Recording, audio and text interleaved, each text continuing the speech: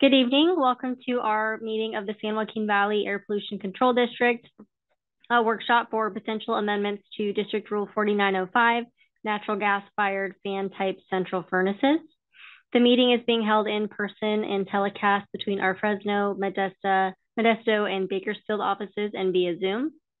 My name is Emily Nealand. I'm the program manager of our air quality planning team here at the district, and I'm joined by Patrick Houlihan, supervising air quality specialist, and Molly Boyette, air quality specialist. We'll do our best to facilitate a smooth meeting with public participation in person and via Zoom. Before we begin, here are some important guidelines and general instructions for the meeting. Please silence your other communication devices such as your cell phone. During the meeting, all public participants on Zoom will be placed on mute by the host.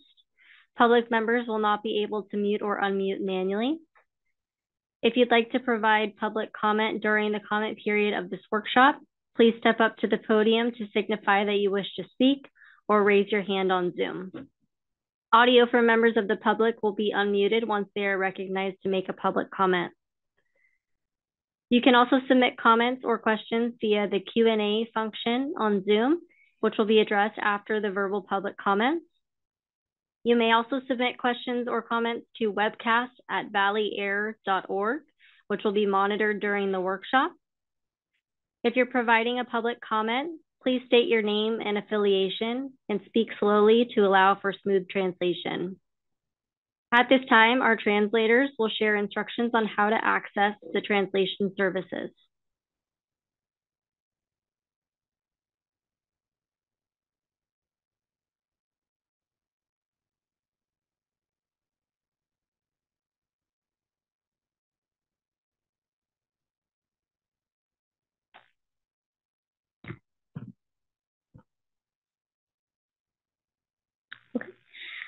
Hola, mucho gusto. Yo soy Cristina López. Mi compañera Emilia va a estar interpretando por Zoom y yo también aquí en persona y por Zoom. Las instrucciones de cómo escuchar la interpretación en español. Si están usando una computadora, en los controles de la reunión o el seminario web, seleccione el icono de interpretación que parece a un mundo en la parte de abajo de la pantalla. Seleccione español y seleccione el audio original. Si está usando un teléfono o una tableta, seleccione los 3 puntos para ver más opciones, seleccione interpretación y siga las mismas instrucciones de arriba. Y para hacer una pregunta o un comentario, seleccione el icono de reacciones para levantar su mano. Gracias.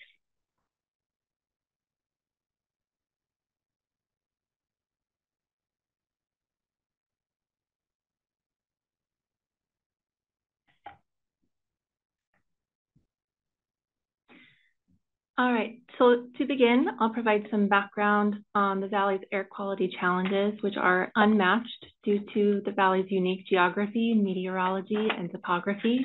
And because of these challenges, the Valley is designated as extreme non-attainment of the 8-hour ozone national ambient air quality standard and serious non-attainment of federal standards for fine particulate matter, or PM 2.5.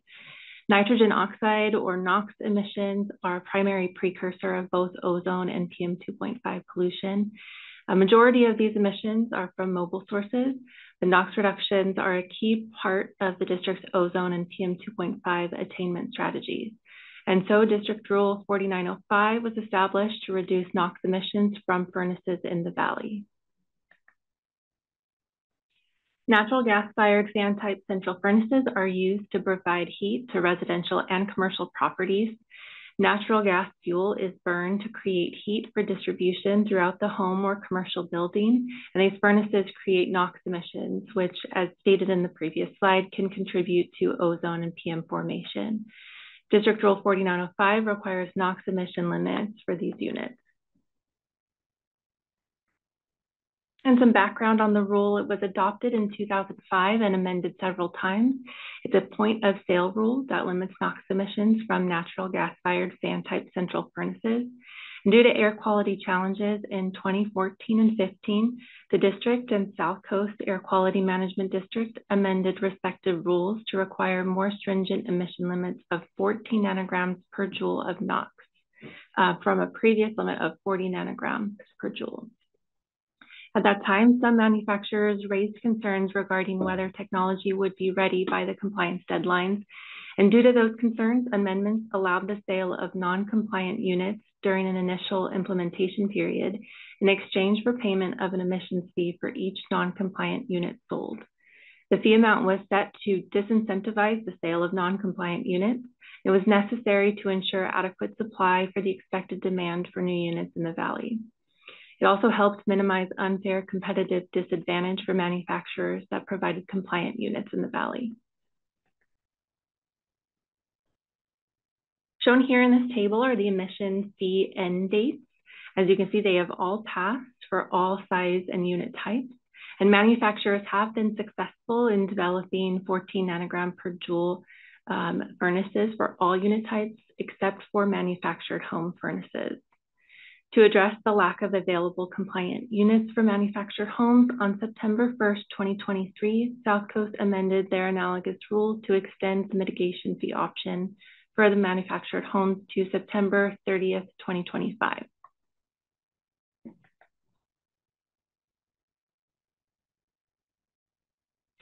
And this lack of available compliant furnaces for manufactured homes is due to a number of challenges. For one, these furnaces are only developed and sold in the Valley by 2 manufacturers. The design of these units is significantly different from other ultra-low NOx furnaces available, the other categories and unit types. These units are also subject to standards set by the U.S. Department of Housing and Urban Development and the U.S. Department of Energy.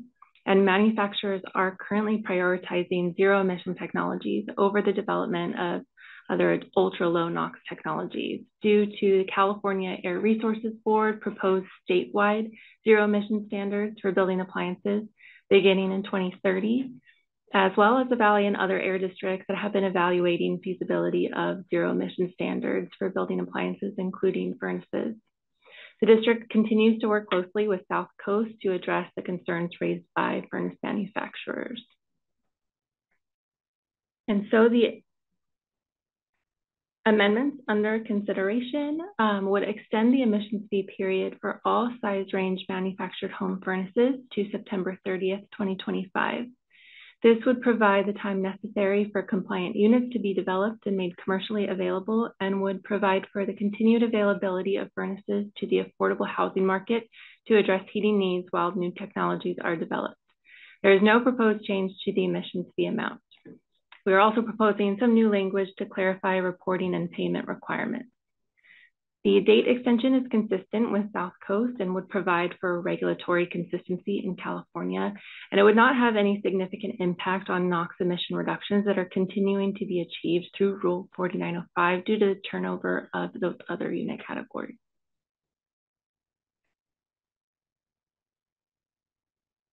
And so next steps, I would like to mention that we have posted a draft proposed rule online on the public workshops and hearings page. And next we will publish a proposed rule set by February 20th with an associated public comment period ending March 5th before the governing board public hearing on March 21st.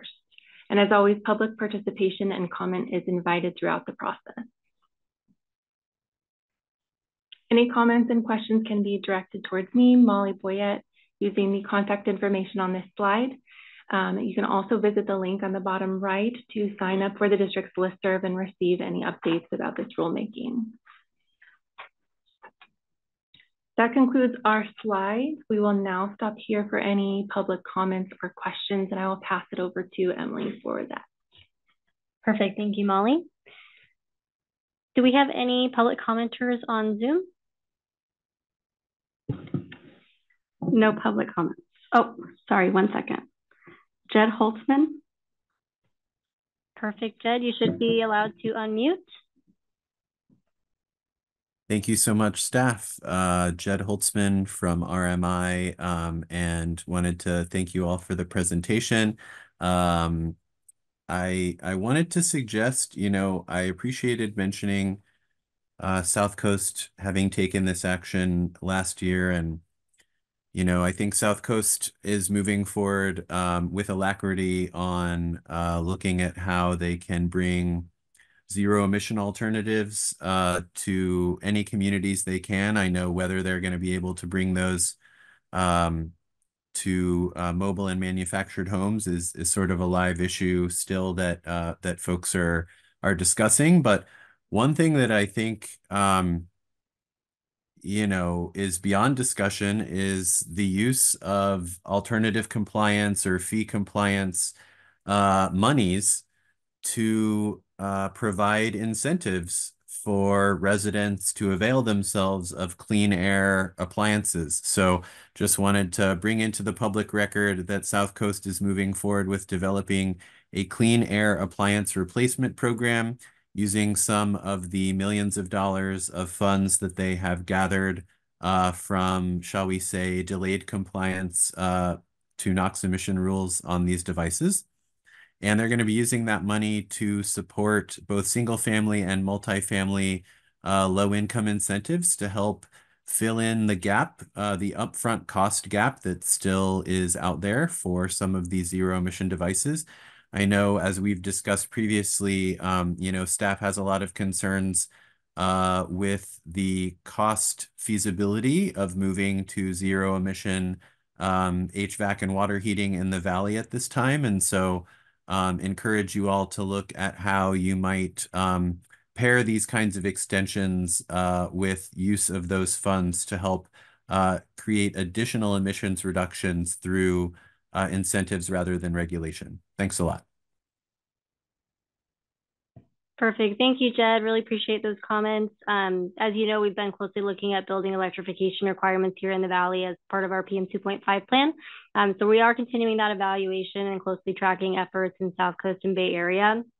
And as you know, we do also operate a really successful incentive program for fireplaces, which includes some incentive options for heat pumps as well as low-income incentives. So greatly appreciate those suggestions, and we'll definitely be looking into that moving forward for appliance replacement as well. So really appreciate those comments. Do we have any additional public comments on Zoom? No additional public comments. Thank you. We do not have any public comments here in person, and I do not see any public comments in the Q&A. Patrick, do we have any on the webcast email?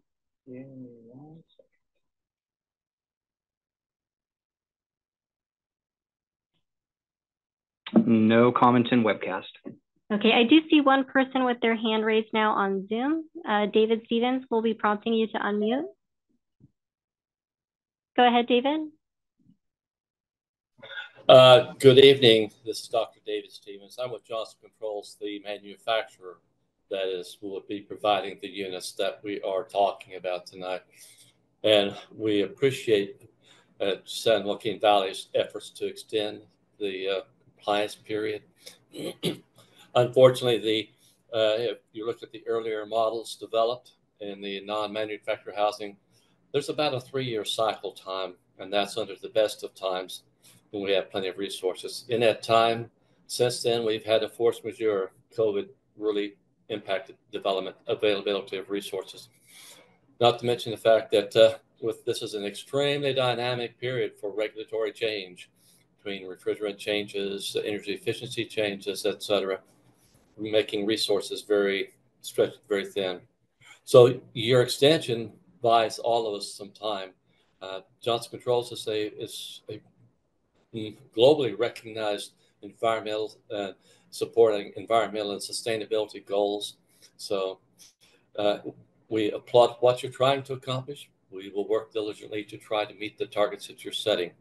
And thank you very much. We endorse, we encourage you to move forward with the approval of the changes to 4905. Thank you. Thank you, David. Appreciate the comments. And with that, I don't think we have any additional public comments on Zoom, in person, or through Q&A or our webcast email. So with that, we will go ahead and conclude the public workshop and appreciate you all for attending. Have a great night.